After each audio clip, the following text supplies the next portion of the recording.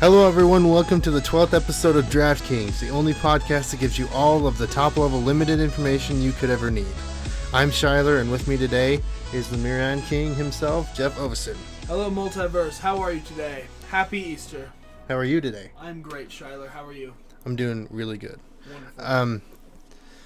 Today we're going to be talking about Planeswalker lore, some more Planeswalkers. Like I told you, we would do them in sets of 2. But before we get to that, we have a booster pack that we need to get through and see what we would pick out of the pack. Today's pack is Homelands, the either beloved or hated Homelands.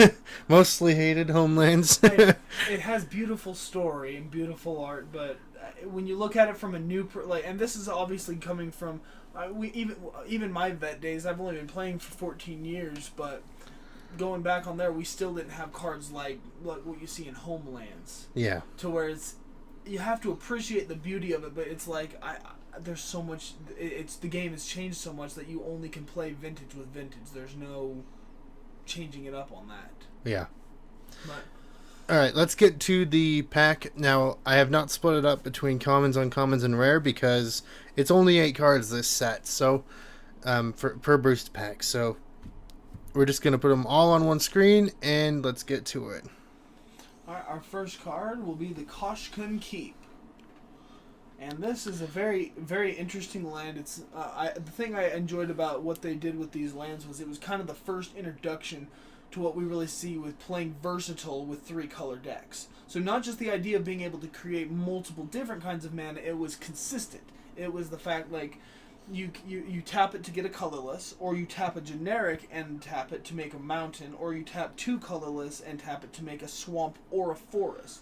So it's on the heavy side, but at least in the beginning introduction when it was being written, it was pretty much our first stopping point to being able to build a 3-color deck at this point. Yeah. Because Homeland's only... As in, to generate mana, you need to be able to... You have to put colorless mana into it to generate a colored mana, I think was what they were trying to go for. I mean, this was just 2 years after the creation of the game, because this was in 95 when Homelands came around.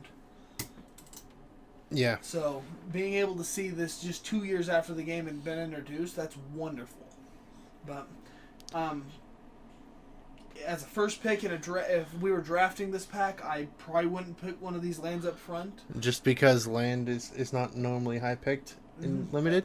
Well, and not just that, it's just the concept. It's nice to have them there to see, but you don't want to be stuck with all the lands at the end, because you're always going to be able to get your lands. Yeah. So I would say if you get this pack, if you get a few packs with them in it, run a few of them for a deck. That's perfectly good, but not a first pick in my opinion. Yeah. All right. What is our next card? Our next card is Castle Sendier, which is quite literally the same card as Koshkun Keep, except for its Grixis colors, and it starts with a generic of 1 for a swamp, and then 2 and 2 would be blue or red.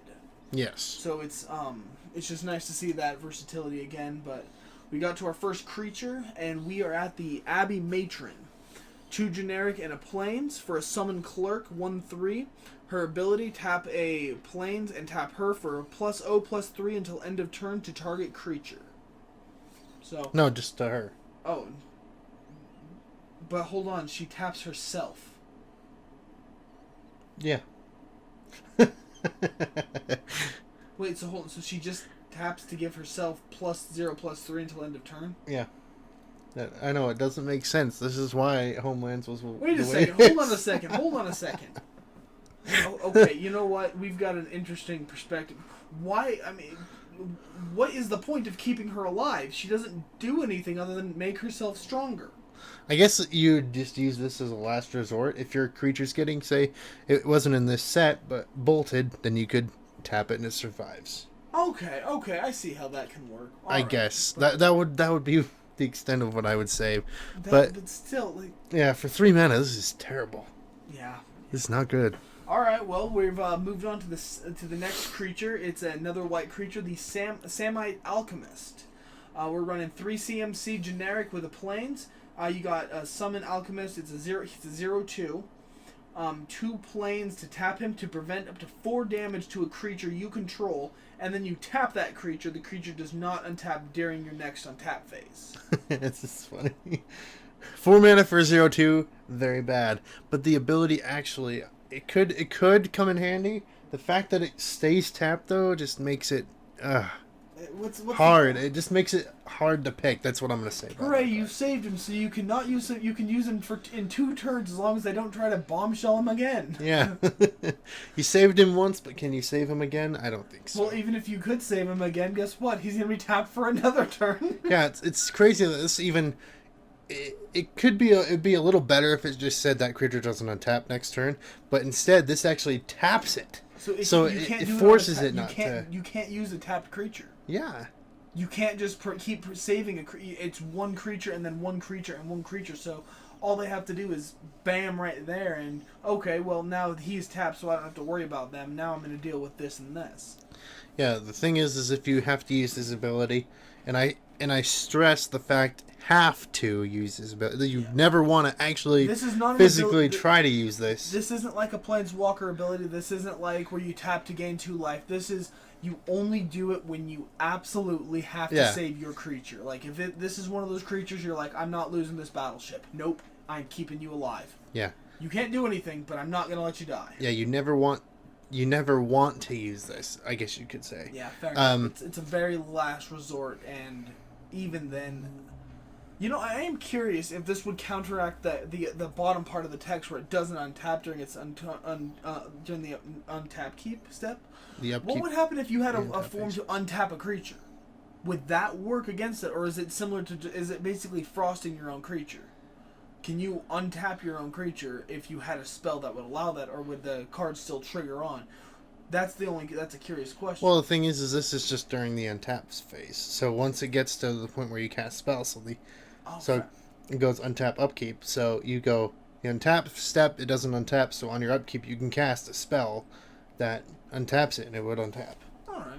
And so, this is why we ask the questions. No matter what, it never hurt to just ask a question. Like the card from Khans of Tarkir, I believe it is Refocus. It untaps a creature and draws a card for 2 mana. Yeah, that sounds correct. Or the other one that was white, and I can't remember what it is called. Didn't the white one do like flying and +1/+0? No, those 2 cards were both to either tap a creature and draw a card, or untap a creature and draw a card for 2 mana. I was thinking of a different. I didn't know.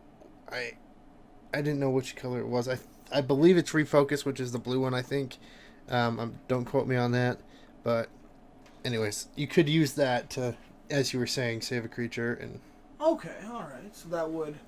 Well, then that's at least nice to know, but still. But that requires too much to do. It requires him 2 mana, tapping this guy and your creature, and then you have to put 2 more mana into it. So 4, 5, 6, 7, 8 mana to do that. And you're not even guaranteeing he's alive. You're preventing 4 damage. Yeah. So if it's dealing 5 damage to something, if they lava axe a creature, which is completely possible. You can't lava axe a creature though, because it's a target player. Oh yeah. Well, but what's something that would deal Hammer of Bogarden, Lightning Bolt, Shock. Yeah. You know, stuff on that nature right there. That's all dealing damage. You could Urza's Rage with Kicker. 10 damage. Oh, I guess he couldn't even prevent the damage. The Psi-Mine Alchemist wouldn't be able to help there, but nothing would. See, this would be a little bit better if it was prevent all damage dealt to something. Then it would be a little bit more worth it. Then I'd be okay with my creature being tapped, because then it's okay. There we go. I Holy Dayed and I lost a creature for return. Okay, that's nice. Yeah, but 4 damage, it doesn't necessarily save it, and it's using a lot of resources to just to do that. Just to try to save something. So I that's not a pick I would run. That'd be like a last pick. It's either this. I'm running a white deck, and the only other card is green. Whatever. And it's not necessarily a great blocker either, because it doesn't have power. And he's a 0/2. Okay. Yeah. He's a Goblin Surgeon without being useful. Yeah. All right. What's our next card? Our next card will be the Feast of the Unicorn. Apologize for the tangent. It costs 3 generic and a black, or a swamp. For an enchant creature, target creature gets +4/+0. Pretty nice, actually. I'm pretty impressed with that. Yeah, considering, this set didn't have the best stuff. This is the best card we pulled so far. Yeah, This so is far, this, yeah. this right now from what we've seen from the first 5 up to here. Yeah, I absolutely am gonna tell you, Feast of the Unicorn, that this takes first pick hands down. Yeah. So far. So far. So far. What is our next card? Leaping Lizard, Spider-Man. It's Leaping Lizard is the card. It costs 1 generic and 2 forests for a Summon Lizard 2/3, with a plus generic and a forest to give him flying and -0, -1 until end of turn. Leaping Lizard, Spider-Man. That's not very good. No, I'm just kidding. Well, It's not bad either because you get a 2/2 flying lizard. it's not the worst creature. It's just you have to put 5 mana into it. Well, not on the same. You just have to put 2 more 2 mana into it. But he loses a toughness, so that makes him even more vulnerable than what he is. Yeah, but the fact that he can gain evasion is so pretty key in this. Because they can also give you a good chump blocker if someone's hitting you with a big flyer. So I mean, right there, I like his versatility. I don't like I understand that a lot of cards have a drawback, but Yeah, that isn't too big of a drawback. The sad thing is that he is so small that he could still die really easily. But it's nice to see the evasion, like you said. I like your Yeah. point. Well, our next card is going to be the Clockwork Gnomes. This is 4 generic for an artifact creature, 2/2, and you'll tap 3 generic and tap the Clockwork Gnomes to do regenerate target artifact creature. So, that's still not too bad. I mean, it's a 2/2 going on, and it can just regenerate another artifact creature. I like that. I think that's pretty nice. Yeah. Maybe a second or third pick, however the draft is going. This is coming up on this card I probably would run for my pick, the Shrink. Costs 1 forest for an instant. Target creature gets -5, -0 until end of turn. It's, out of this pack, I really like that because it does prevent anything else happening for that turn from that creature. But, that's kind of scraping the bottom of the barrel for a good pick right there. This pack, this set in general just wasn't. It was. I don't know what they tried to convey. They were just trying this. to. It was building up the set. It was just seeing take the steps. Let's design this and see how it works. Obviously, it didn't work, so try something else. Yeah. I mean, honestly, at this, just from my perspective, I wouldn't have I would have liked to have seen more banding, because if they kept banding, at least then they're trying another mechanic. Yeah. But the good thing about this is like you said, they tried something new. But and now it's just it's like, hey, that's a pack of Homelands. It's the worst set ever, and stuff. It's. But guess what? Everyone knows about it. But the fact that the fact that Magic the Gathering has gone on this long to where we can sit here talking about that pack, talking about cards that at one point, those were pretty. People were like, that's amazing, like top notch, top quality kind of card right there. And seeing what we have today, it just goes to show just how alive the trading card game universe really is. Yeah. Seeing, how long a wonderful game can stand like this. Because Wizards has been going around since August of '93 with the release of Alpha. Yeah, definitely. So. Another good thing about this is just the fact of I just wanted the reason I got a Homelands pack, which I'm probably not going to do again. Other than if someone sends us a pack of Homelands, is pretty common amongst other podcasts. People get sent Homelands, and then you're like, why did you give me this? But still, it's the fact that I was able to see some Homelands cards and actually open a Homelands pack. It's the idea was pretty good. As trading card players, it's sometimes just the act of being able to walk in the same footsteps as those that we look to. Yeah. It's on that next road to Indigo Plateau, or that next road to the Multiverse, that next road to Pro Tour. Yeah, but on that same note, this set terrible for limited. No, absolutely terrible. Listen, we're trying to be modest. It's just not that good for limited. If you're doing vintage, heck yeah, go for some vintage. So you're on the same playing field. Yeah, well, at least Constructed even has a chance at this because you can build around you can build around these cards, but in limited you have to pick out of the packs, and who knows what's coming around. You can't build around things as easily, but the only good advantage that you have when you're drafting somebody with Homelands is they also have to pick from Homelands. Yeah. Everyone's gonna be playing terrible Magic that day. How long have you guys been playing Magic? 3 hours. What game are you on? We're on game 1. Where's it gone all game? We just dealt 2 damage. I've got a creature who's sat here tapped the whole time, but he's been able to prevent the 4 damage coming his way. I just can't use him for anything. I just don't want him to die. This lizard's just poked me, and that's all that's happened. I killed it right afterwards. Yeah. That's pretty much where everything went. Take control of the lizard. Tap 6 mana to kill it. He'll have triple flying and no life. Yeah.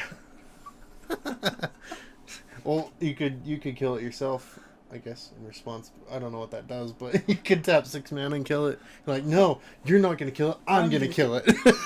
Guys, what? Hold on. I don't care if we lose the mana to use our fog. I'm not going to let him have the honor of killing my lizard. My lizard dies by my hands. Alright. Alright, now that we've gotten through this excruciating pain of opening some homelands, let's get to the good stuff. The Planeswalker lore. The lore, what I live for. So today we have Ajani Goldmane, and then we have a special request from one of the YouTube, or actually from the YouTube video itself. Shiny Vaporeon _7. Thank you for very much for giving us the honor of introducing Sorin Markov. Yes. You will be stricken with a case of 1,000-year-old vampire. But first, let's get to Ajani Goldmane. Proud Leonin, absolutely. The lone wanderer, and quite possibly one of the best planeswalkers I personally know. But Ajani Goldmane, he's a Leonin, as we mentioned. He was born on Naya. He was an outcast amongst not just his own pride, but his family.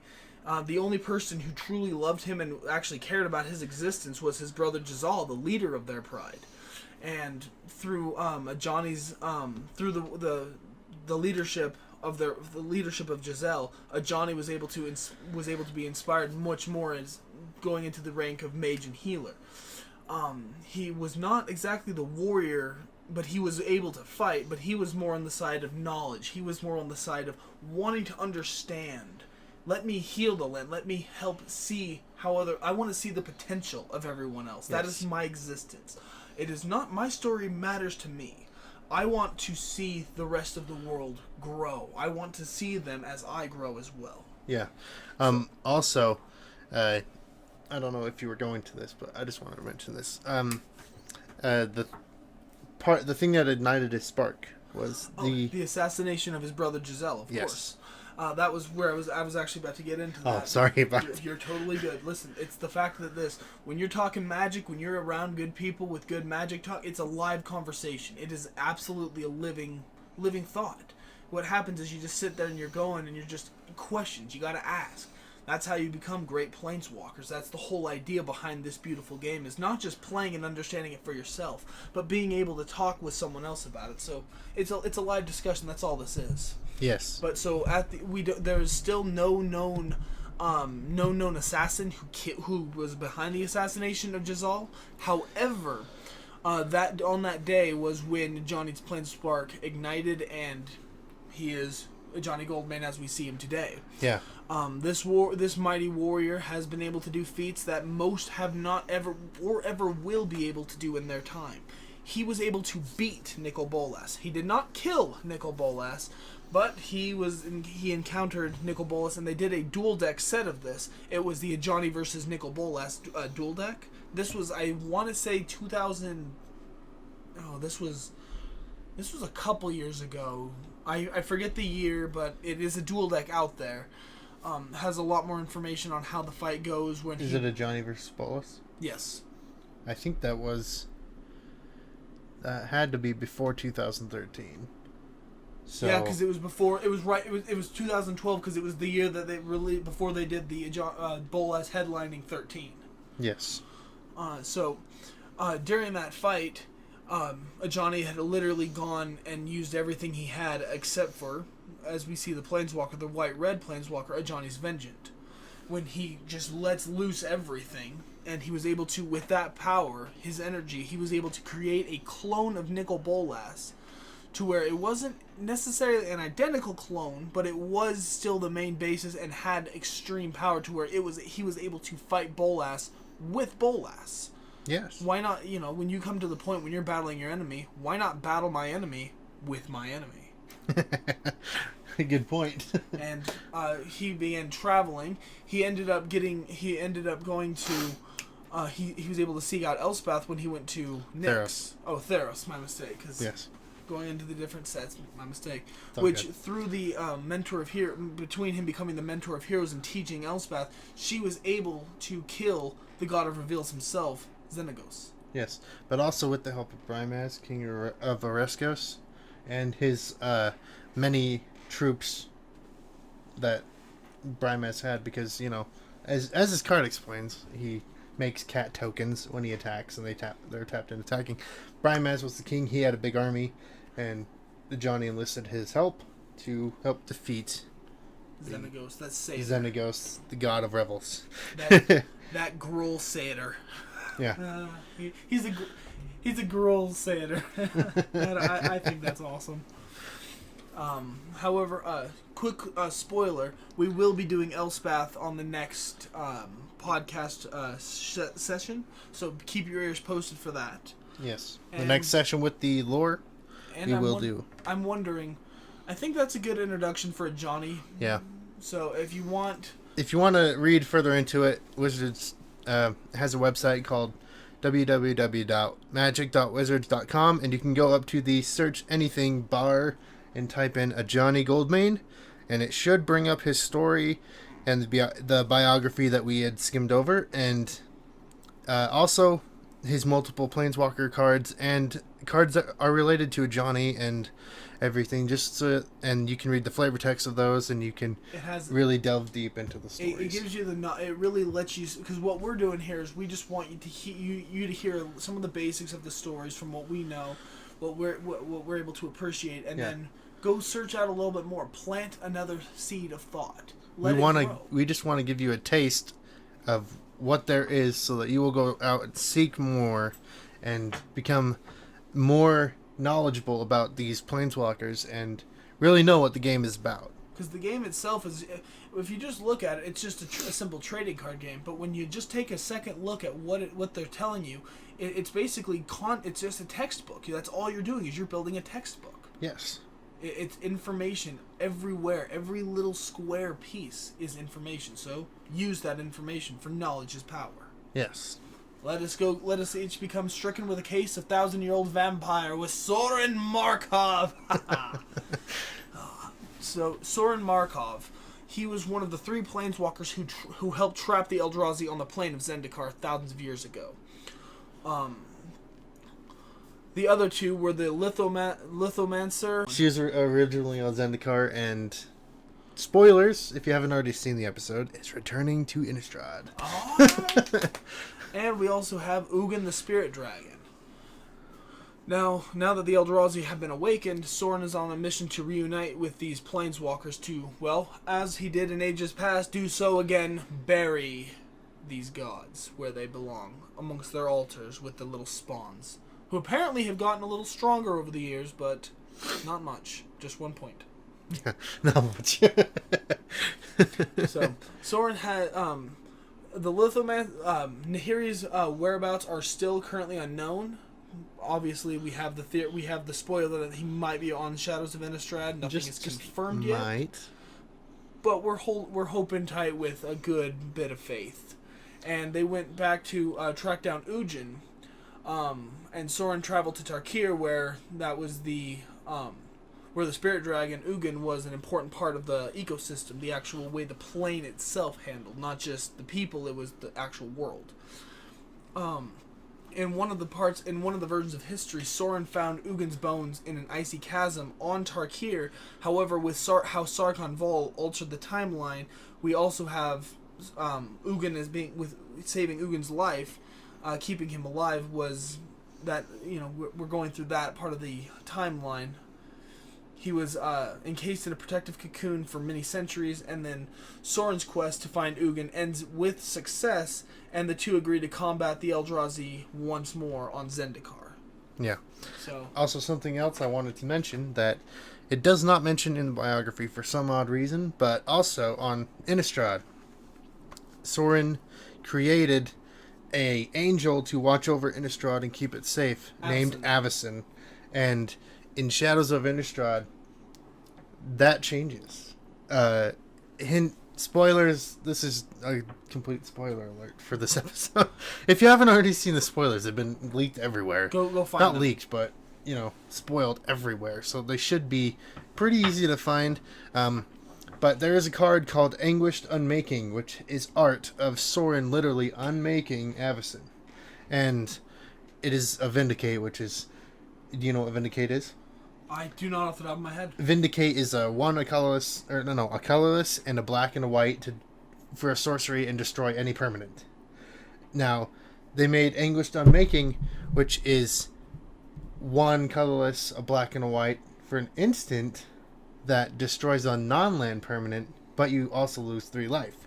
But it's huge. That's wonderful. Now, question: If we're going down this time part of the timeline, then that would mean from the actions of Sarkhan Vol, we are no longer in the multiverse. Completely changed to where now the story that we are following. It's the whole concept. We went back in time and killed a mosquito with the dinosaurs. We killed a very important mosquito, and now, the creator of Avacyn is no longer creating Avacyn. Yeah. The thing is also the reason he did unmake her, I guess is the word you should say, because that's what the card depicts, is because she turned bad. And there's also a card called Archangel Avacyn in this new set, Shadows of Innistrad. She's Avacyn, she has Flash, Flying, and Vigilance. She's a 5-drop, 4/4. When she enters, she gives your whole team indestructible. But whenever a creature dies, on the next upkeep, you transform her, or a non-token creature dies. Or no, non-angel creature token dies. Whenever a non-angel creature dies, you transform her on the next upkeep, right?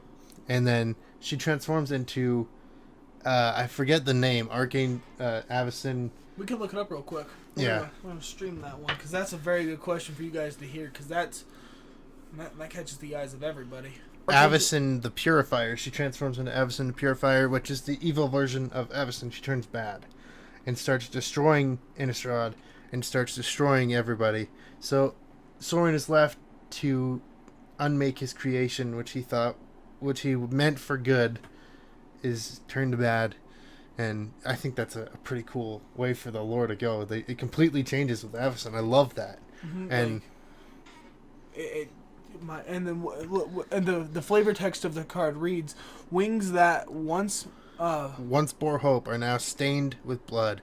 She is our guardian no longer." Wow, that's very powerful just to hear. Yes, but also going on the card text, I forgot to mention Avacyn the Purifier. So she transforms from a 5-drop 4/4 angel with Flash, Flying, Vigilance, and the abilities I talked about. But she transforms at the beginning of the next upkeep. If a non-angel creature you control dies, into a 6/5 flyer, which, when it transforms, it deals 3 damage to each creature and each opponent.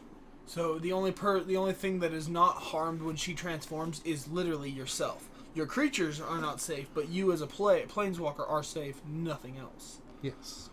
Which, if I may, she really looks like a black metal angel. Like, that's awesome. I love that art, man. Like, that's some like Cradle of Filth, Dimmy Borgare aspects right there. That's beautiful. Yeah, but I just love this change. This change, by far my favorite. It's not. It wasn't expected. I don't, in my mind at least, I didn't expect for them to go so hard into Sorin again. But But think about this with reactivating Zendikar, he was obviously gonna be somewhere, because that's pretty important for him right there. So. Yeah, but also to go on Nahiri, not to interrupt you and stuff like Listen, that. Like I said, it's a live discussion. That's how we're doing. That's what this is. And on a tangent, I guess you could say, Nahiri is returning, but she is so mad at Sorin for releasing the Eldrazi that she comes to the plane of Innistrad, and it says on her, it doesn't say on her card, but it shows in the art that she is really, really not happy about it. She is really, really pissed off. However, let me see. You guys in the video will be seeing it right now. Everything in the background is just exploding. Yep, And look at that look in her eyes. That's the look of I don't care. I want to know the name I've heard for her, and that hasn't been fully confirmed yet, but and everything. I'm gonna call her this Taylor Swift. Oh my god. No, Yeah. you're not. Yeah, Taylor Swift. Sparks fly. I guess she wears t-shirts while she sits on the benchers. Making references. Bad blood. So much stuff works with her. You know, this has turned into this is beautiful. Okay, so enough about Shadows over Innistrad. But we are very hyped about the release next week. So yes. Get to your local Next game week stores. is not the release, though. It is the pre-release. So get to your local game store so that way you can have the cards before your buddies and you can destroy them with Taylor Swift. yeah, if you open her and are as so lucky. But anyways, we also have a winner to announce for our giveaway last week. So I said, last week on our podcast, I said to tweet out your favorite Shadows over Innistrad card so far, and hashtag it with the hashtag DraftKings SLC, and congratulations to JD McKeon, which is at Mysticow on March 24th with his favorite Shadows of Innistrad card is Uninvited Geist. Very good pick. Yes. Very good pick. And uninvited Geist, for those of you that do not know, it is a two generic and a island for a 2/2 spirit with Skulk. This creature can't be blocked by creatures with greater power. Very nice.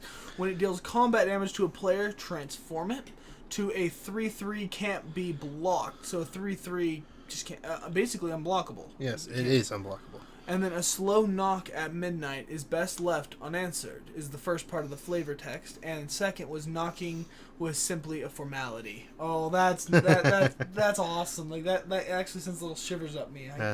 It's uninvited, so it literally it goes through no matter what. You answer the door, you don't answer the door, it's going in. JD, I like your pick a lot, my friend. Yeah. Good choice. Very nice choice. But also the fact is that this is almost completely unblockable no matter which side it's on, because this being a 2/2, most creatures that are going to block it are going to be greater power, so you can kill this thing, right? Mm-hmm. But you can't because of Skulk. So it's basically permanently unblockable unless you chump block it with a 1/1 or a 2/2. Well, even then, all you have to... Wait a second. Yeah. I can't think of... You don't have to worry about anything too big. Yeah. It gets through all the big stuff. And just... I'm here for you. And then you flash in, your 4 giant growths. You flash in 4 titanic growths, mutagenic growths, and then you say, look at me now, and you one-shot. Yeah. That's for anyone running blue and green and at the same time, that would be something to think about, just because he's going to get through almost anything, and when they just think about taking the 2, drop everything and say, no, you just lost the game. Yeah. But congratulations, JD McKeon. I will send out the last, I believe, 13 packs, and not including Homelands, sadly, but I will be getting them to you soon, and yeah, you will have some new packs. Thank you, thanks for entering, and thank you for listening. But that is all for this episode, guys. You can follow me on Facebook and Twitter and YouTube at ShyGuys768. And you can follow Jeff over on Facebook at the Moran Watchtower. That's just right there on Facebook. And I'm right now still finishing up the YouTube channel and reactivating Twitter. So I'll have that for you boys hopefully in the next 2 podcasts. But until then, may the 5 sacred sons be with all of you. And until we meet again, may you all draw well, but most of all, have fun.